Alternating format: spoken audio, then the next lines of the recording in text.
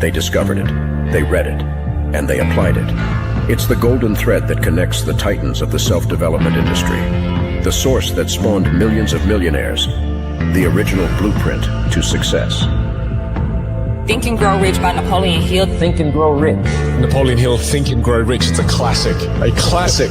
And I love Think and Grow Rich. I love it. It's right here. I mean, it's one of my favorite books of all time. Think and Grow Rich by Napoleon Hill. This material is what changed my life. This is the material I study every day. From being an immigrant woman, coming from poverty, and really coming to America and literally achieving the American dream. I can't even tell you how grateful I am for this man, for what he did for me and my family. Whatever the mind can conceive and believe, the mind can achieve. People don't realize is that when we let our ego get in our way, ego is the loss, the fear of loss. So need to be right, the need to be offended, the need to be hurt, fearful. When that trajectory changes, what happens is you continually go the wrong way. So my job as a coach is to say, let's get into the enjoyment of the direct pursuit of my potential. Right? And so when the light went on, it was not about the potential of making money and being an entrepreneur, which is one of my specialties. And I said to him, look, this is an opportunity now to show how great you really are. We can't let the outside voices, right, determine our success. The happiness that we have comes within. Why are you going to give that control to somebody else? Thoughts become things. And I always wonder, why did no one teach us this? Why did we not learn this in school? Why did we not learn this from our families? If you make your study a priority, your life will change. And I came up with 4 really valuable things that I took stock in. And the first one was gratitude. Simple gratitude. Although I grew up with nothing, I was always grateful. Throughout the whole process of consistently, persistently pursuing my potential, I was grateful. It made my past better, my present brighter, and my future even brighter than that. In fact, I tell people all the time, if you want to change your life, change your employee's life, your family life, it's very simple. 2 words, say thank you.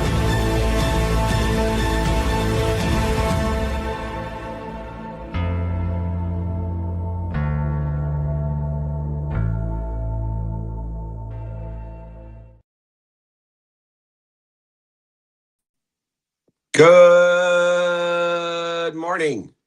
Welcome to the Napoleon Hill Institute Wednesday training. We've been training for over 28 years, haven't missed a week in over 28 years. Come and join us Wednesdays and Fridays. Wednesdays is my Napoleon Hill Institute training, expanding and expounding, amplifying the message of my seminal thought leader and so many others, the incredible Napoleon Hill. If you haven't read Think and Grow Rich, Outwitting the Devil, The Laws of Success, delve into it. Make it your own and amplify, accelerate, aggregate, and compound the outcomes in your life.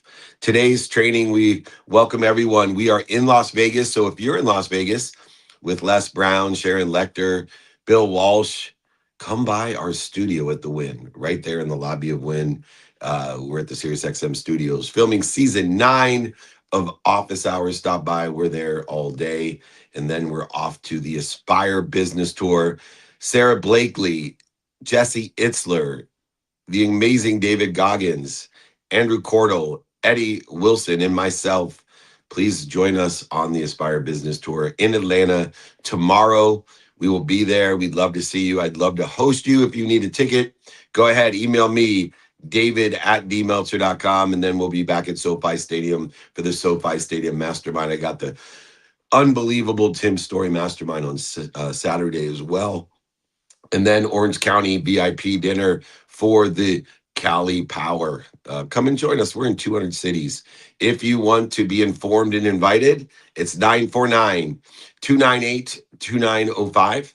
If you don't want to be informed or invited, do not text 949-298-2905. All right, let's get right to it for the weekly Napoleon Hill Institute training, how to break a bad habit. So many of us have difficulties forming habits, but we have to figure out how to change those habits, how to break a bad one, because habits, they're categorized in 2 ways. 1, good habits, they are aligned with where we want to be or better. Bad habits interfere with where we want to be or better. And guess what? It's subjective to you. You know and need to know a definiteness of purpose. You need to know where you want to be or better in order to know, is this habit aligned or interfering with it? You feel me? All right, good. We are not broken people. We're pattern people. We are not broken people. We are pattern people. Our days are shaped by the loops of the conscious consciousness, interrupted by triggers, creating responses or behaviors that lead us to a reward that quietly decides whether we create value or interfere with it, leak it, dissipate it, dissolve it. When we confuse our worries for wisdom, we interfere with our energy. We drain it, dissipate it, and dissolve it, along with our creativity and our focus.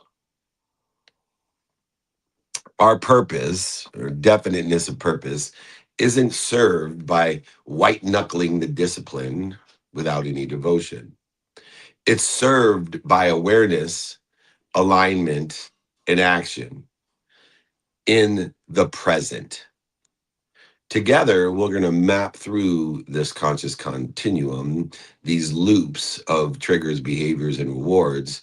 We're going to master the stop, the drop, and the roll, master the space, the pause, and replace all of the low yielding habits, the interfering habits that interfere with where we want to be or better, with the behaviors that are aligned with where we want to be or better, that will compound the trust and the health, the relationships, and the results in our lives. As we shift from trying harder to elevating our awareness to noticing sooner, we free up a capacity to do what we're here to do, to serve others, to provide value and articulate that value to exceed what we're asking for so that we can grow sustainably and let our values lead our decisions. The first lesson in breaking bad habits is to map the conscious continuum, map the loop between the conscious, subconscious, and unconscious mind. You see, all the interference, the need to be right, offended, separate, inferior, superior, anxious, frustrated, angry, guilty, resentful, and excessive worrying interferes with our energy, dissipating, draining, dissolving it. It dissipates, dissolves, and drains our creativity, interferes with our focus, our intention of what we do, say, think, feel, and believe. Strategic foresight is extremely valuable, but the interference, the anxiety driven autopilot from the conscious to the subconscious to the unconscious, this autopilot sabotages the execution of where we want to be or better. It slows down the acceleration, it stops the aggregation, and it gives us outcomes that we don't want in the wrong trajectory or interferes with it more.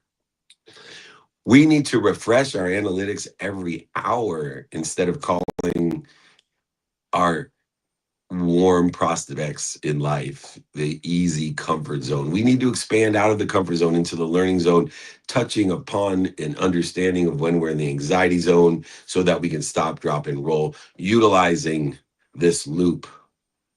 This loop that what we can name, we can change, the quantifiable measurement available to us. And when we have clarity on the interference, on what triggers us, the response to that reaction to fear, a clarity on the trigger will allow us to respond differently in a different behavior and allowing the reward that will break us. The reward breaks the illusion of this control that are the promises of worry.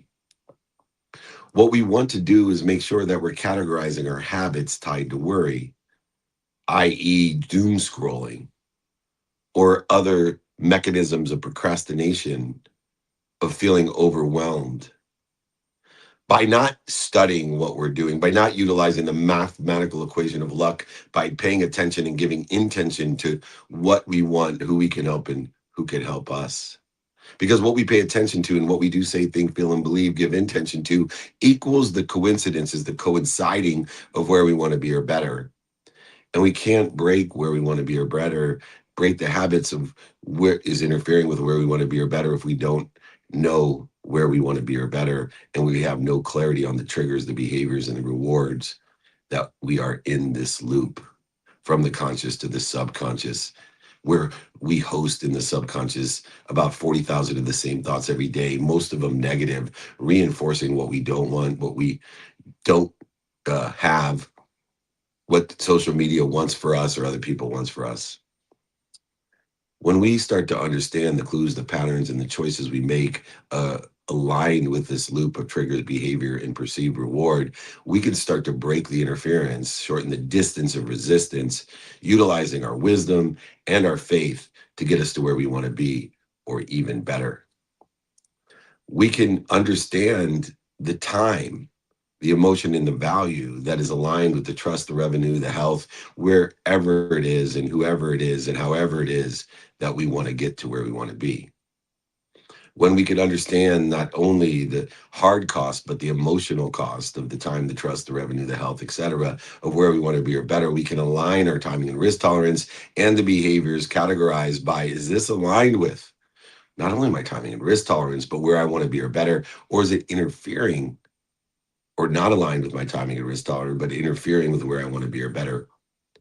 Let's commit, not just in discipline, but in devotion, to observing the loop of the triggers, the behaviors, and the rewards, so that we can understand how to break the habits that are not aligned with where we want to be or better.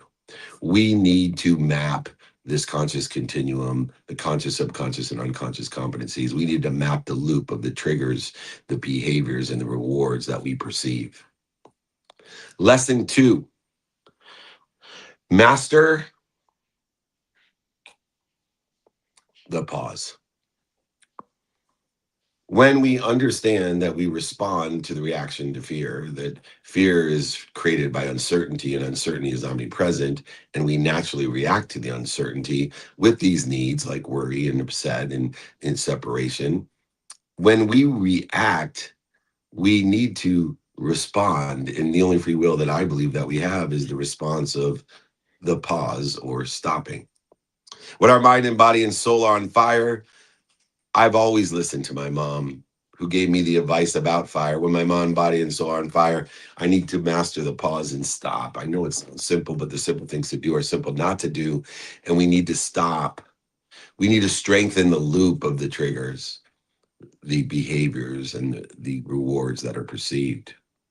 Because when we strengthen that loop and we clear the interference, shorten the distance of resistance, when we pause, when we stop, we rewire the conscious continuum from the sensory cortex of our cellular memories in the conscious to the subconscious memories that are replaced and repetitive. And then, of course, through the epigenetic layer of our genetic hardwiring, our genetic and energetic inheritance, being able to rewire who we actually are and where we want to be or better. When we see competitors after the trigger, and we slip into the rabbit hole, the behaviors, and for the purpose of, or the reward of what? Certainty. When we shift this response, and instead of being triggered and creating the wrong behaviors, looking for a hit, a reward of certainty, instead of working from the point of certainty and figuring out what we're doing to interfere with the certainty, by mastering the pause, by simply stopping and breathing and dropping and reminding, remembering, and recollecting with God, your God. Remembering, reminding, and recollecting with your God and saying, this is where I want to be, my higher self, in the trajectory of acceleration, aggregation, compounding the outcomes that I desire, by mastering the pause, by recognizing the trigger, the fire, and stopping the behavior and dropping it back to center, to ease, to your God, to your higher self, to the infinite, abundant, unified system of thought, the infinite amount of energy and intelligence and intuition and inspiration that exists. And now we can figure out the behaviors that are interfering with where we want to be or better, and replace them with behaviors that get us to where we want to be or better. This certainty that allows us through faith to trust the future and trust the future solutions that will emerge, will motivate and inspire us to take the actions, the repetitive, consistent, persistent actions in the pursuit of our potential, not what's missing, what you don't have, not what social media wants for you or other people want for you. We don't want to live in the extra mile, going the extra mile every once in a while and justifying why we're not where we want to be, or justifying feeling overwhelmed or the uncertainty of inaction. Let's create the space where shit happens. Let's create the space by mastering the pause and stopping, dropping, and rolling when we're on fire. We can create space before we choose our behaviors, our trajectory, our devotional divine direction or detour. We can use the pause to notice and get curious when this trigger hits. Curiosity allows us to get the questions and give ourselves suggestions aligned with where we want to be or better. And we can ask ourselves, what are we actually craving? What desire or outcome or reward are we looking for? Is it relief, ease, certainty, or maybe through accountability of learning, is it control? What did I do to be responsible? What did I do to attract it? What did I do to participate in this perception, to give me control in the uncertainty and ease that is omnisciently given to us? When we stop, we not only breathe and drop through our nose and out through our mouths, allowing ourselves to clear the interference, to shorten the distance of resistance, to elevate the awareness to not only the wisdom, but to reinvigorate the faith, to allow the urge crest to fall. Let's codify and capture what we noticed and what we learned through the accountability, through the empty mile that we go every day. Never stacking losses, always building on wins, as small or little they are, that exist within the God's guarantee of the 24 hours that we're given. Each and every day, we will respond and react to a fear of uncertainty, whether it be the need to be right, offended, separate, inferior, superior, anxious, frustrated, angry, or guilty, worried, doesn't matter. When our minds and bodies and souls are on fire, there is only one thing to do, and it's master the pause, utilizing our free will as it was given to us, the free will to notice and get curious about what triggers us and the behaviors that we respond with and the rewards that we perceive.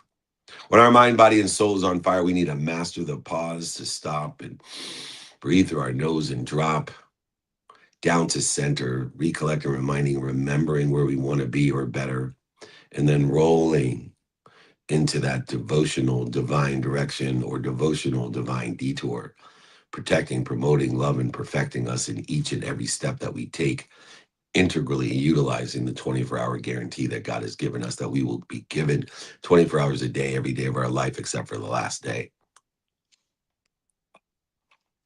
We must master the pause. Lesson number 3, let's upgrade. Let's upgrade the outcomes by detaching and releasing and replacing them. Let's upgrade the rewards. People get confused when I tell them to surrender. They think that when I tell them to surrender, they should sit at home, high, broke, sick, on their mom's couch, dreaming about the rewards. No. The release and the replace exists in the emotional attachment that we give. We need to release it from the outcomes and replace it with the behavior.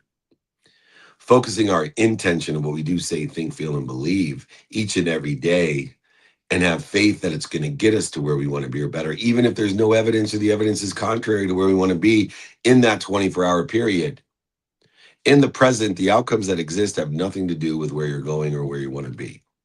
The behaviors do. I'm going to repeat that. The outcomes each and every day have nothing to do with where you want to be or better. It's the behaviors that get you to where you want to be or better every single time. That's how we release and replace. That's how we surrender. We can't outmuscle this. We can't outmuscle this loop, this conscious continuum of the triggers, the behaviors, and the rewards that we perceive, that we keep on feeding. We must replace them and release them. We must offer a better reward to ourselves in a trajectory, a devotional divine direction that we want to be in the pursuit of what we want, not what's missing, what we don't have, or social media wants for you, other people want for you, but what we have in that divine direction or better. So when we experience no evidence or evidence contrary to want to be, when we experience struggle and pain, we can replace the stressful activities like overeating with a 2-minute walk or a stretch or a balance routine that will restore our clarity instead of accelerate the interference. Mindfulness loosens the trigger and the reward bond. It loosens it. They're not tied together. This is surrendering. This is the release. When we're mindful about the definiteness of purpose, the purposeful replacement that installs a superior payoff aligned with our values of where we want to be or better, utilizing gratitude to give you the perspective, accountability to give you the control, empathy to give you the ease, and of course, the ability to effectively communicate with the infinite, abundant, unified system of thought, allowing it to come through you for others to give us inspiration to live in spirit, knowing that the body provides uncertainty, pain, and struggle. Without it, we would have no pain, no struggle, but we would also have no lessons, no expansion, no acceleration, and no growth, and the outcomes would not exponentially grow.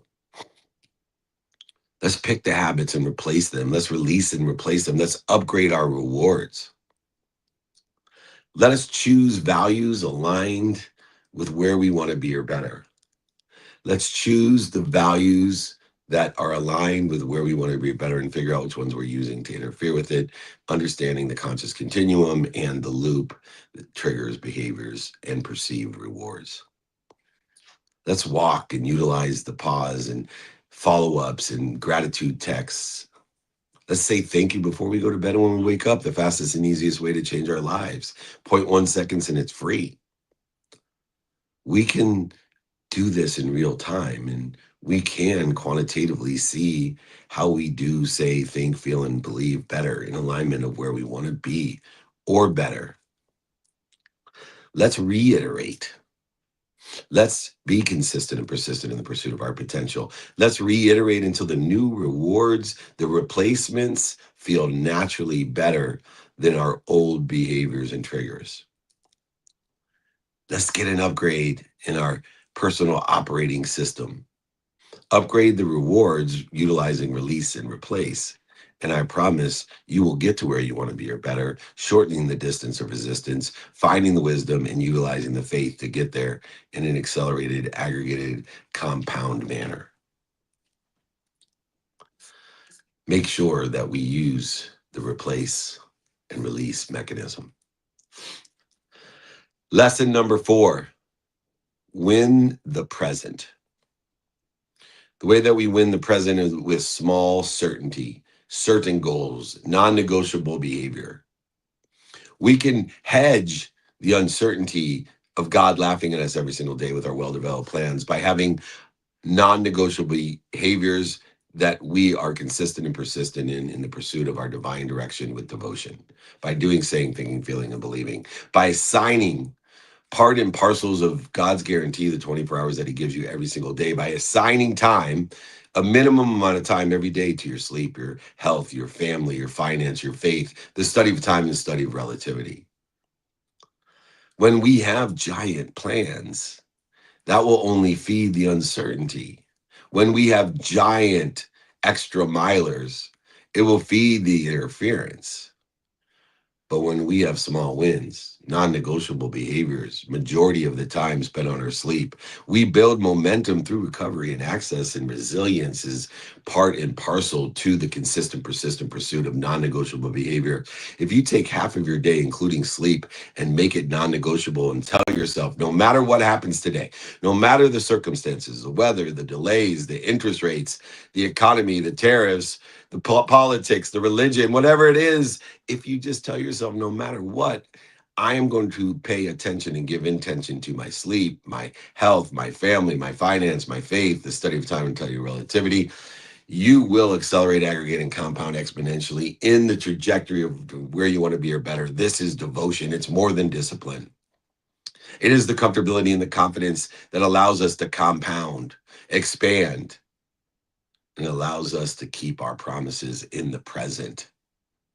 Never stacking two exceptions, two losses in a row. If we do miss the sleep minimum or the health minimum or our family minimum, we double down and make it a double non-negotiable the next day and never stack two L's in a row.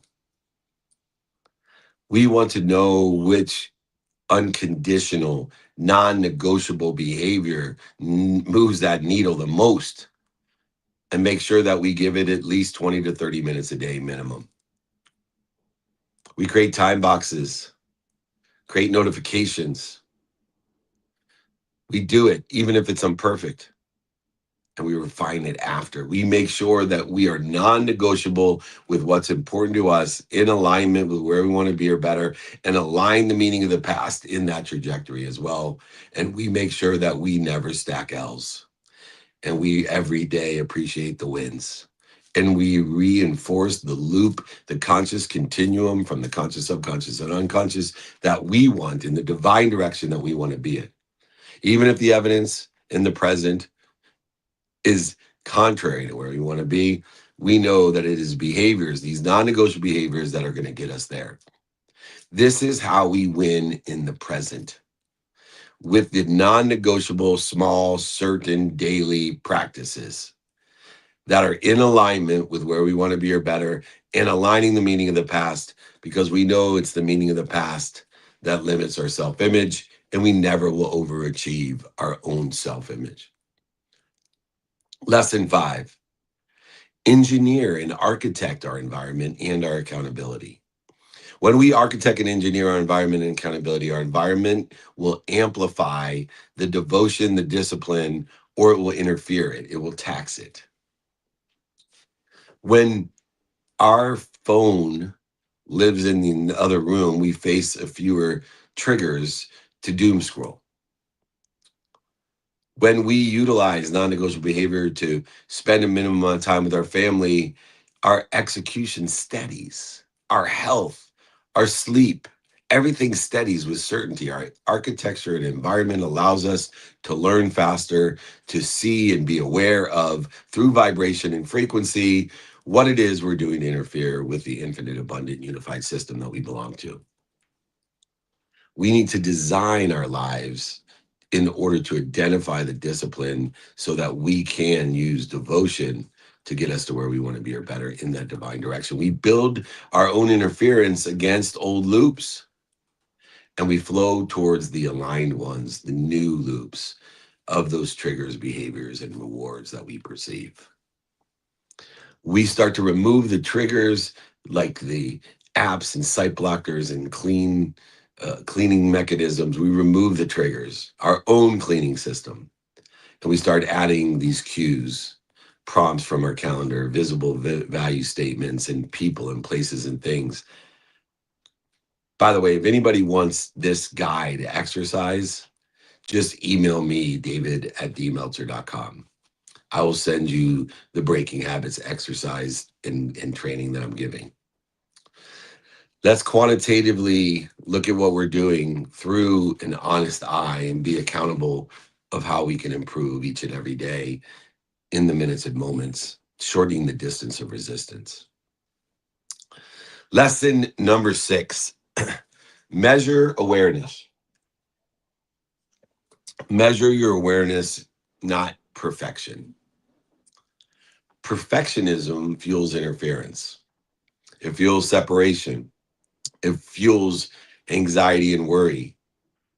It is awareness that fuels our progress, not perfection.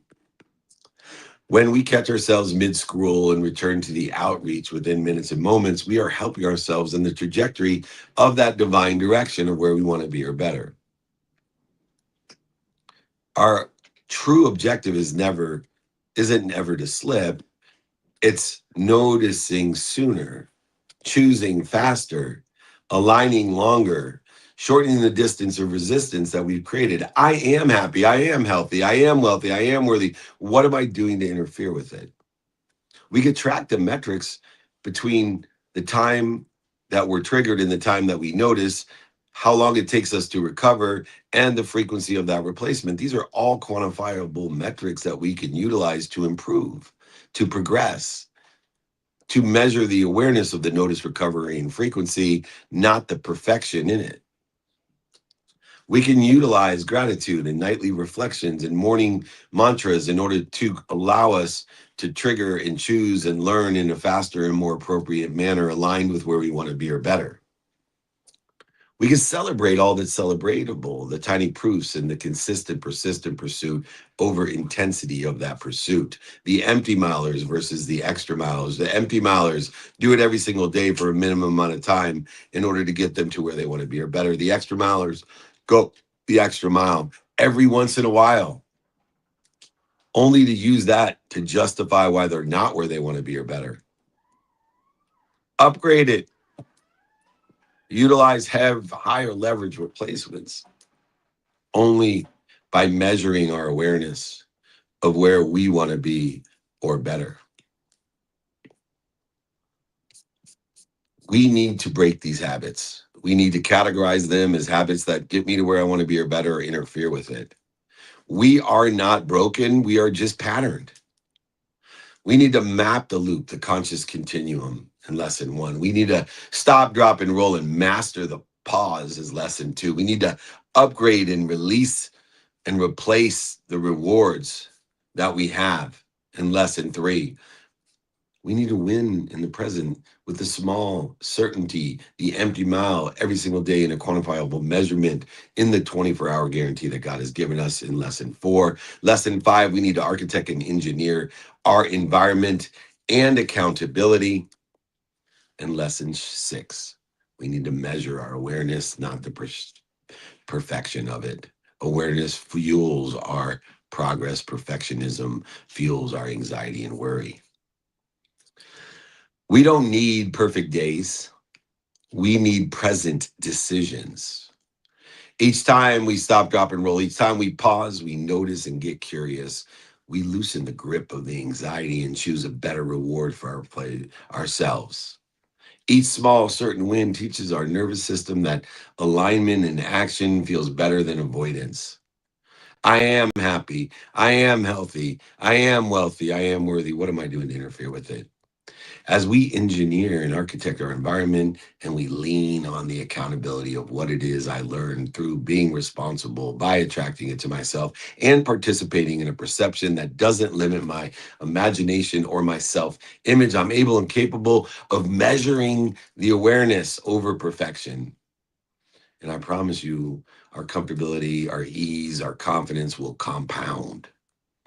We become the kind of leaders who turn uncertainty into service, and service into sustainable success, and sustainable success into value.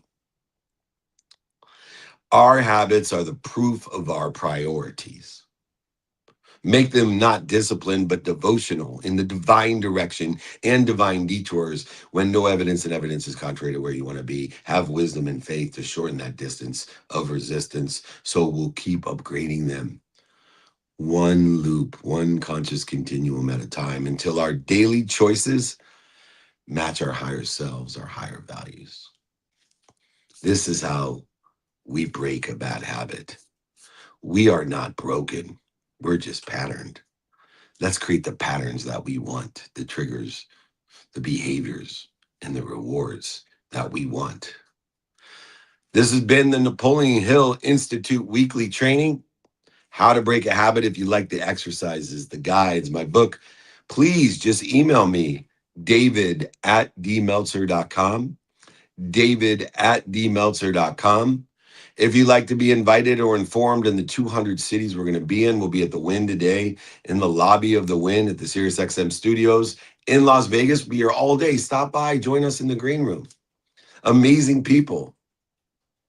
Then we'll be tomorrow in Atlanta with Sarah Blakely, Jesse Itzler, the amazing David Goggins and Eddie Wilson and Andrew Cordell and myself. Come and join us. I'll be keynoting at 9:45.